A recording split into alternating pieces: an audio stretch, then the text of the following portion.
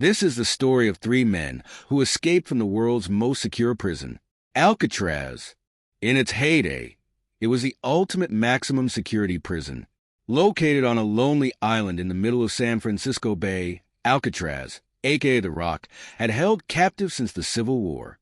But it was in 1934, the high point of a major war on crime, that Alcatraz was refortified into the world's most secure prison. In the 1930s, Alcatraz was already a forbidding place, surrounded by the cold, rough waters of the Pacific. The redesign included tougher iron bars, a series of strategically positioned guard towers, and strict rules, including a dozen checks a day of the prisoners. Despite the odds, from 1934 until the prison was closed in 1963, 36 men tried 14 separate escapes. Nearly all were caught or didn't survive the attempt. The fate of 3 particular inmates, however, remains a mystery to this day. Here's their story. Frank Morris arrived at Alcatraz in January 1960 after convictions for bank robbery, burglary, and other crimes and repeated attempts to escape various prisons. Later that year, a convict by the name of John Anglin was sent to Alcatraz, followed by his brother Clarence in early 1961. All 3 knew each other from previous stints in prison. Assigned to adjoining cells, they began hatching a plan to escape. Morris, known for his intelligence, took the lead in the planning. They were aided by another inmate, Alan West. On June 12, 1962, the routine early morning bed check turned out to be anything but.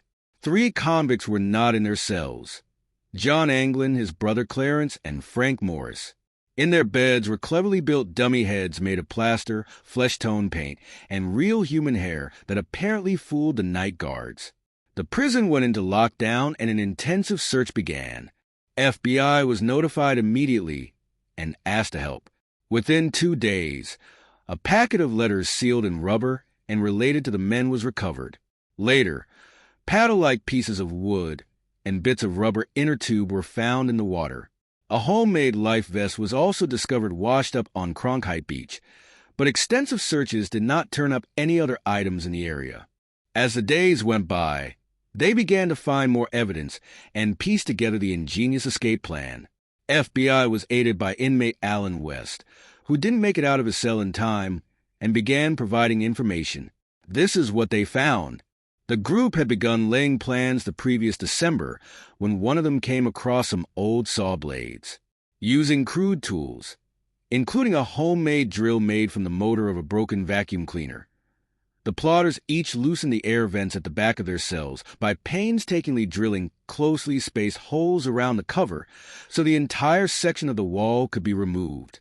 Once through, they hid the holes with whatever they could: a suitcase, a piece of cardboard, etc. Behind the cells was a common, unguarded utility corridor.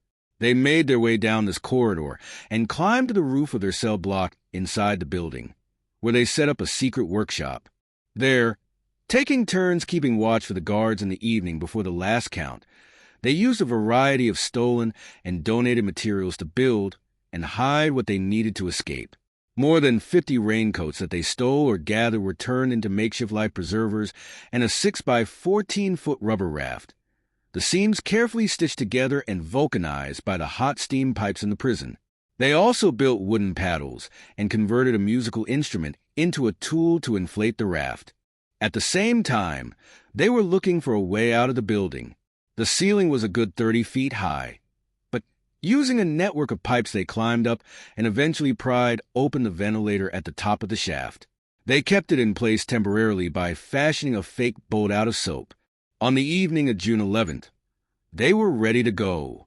Alan, though, did not have his ventilator grill completely removed and was left behind.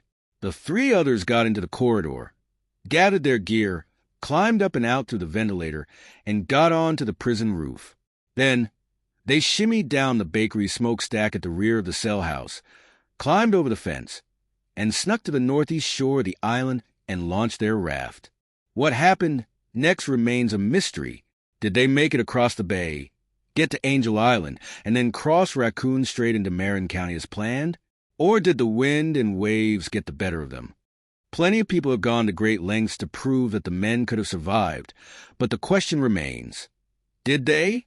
The FBI officially closed its case on December 31st, 1979, and turned over responsibility to the U.S. Marshal Service, which continues to investigate in the unlikely event the trio is still alive.